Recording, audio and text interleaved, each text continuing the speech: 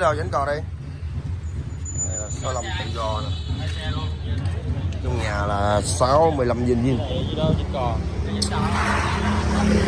Này 62 viên bộ tăng. Tùy theo chủ xe thích bộ tăng hoặc bộ viên.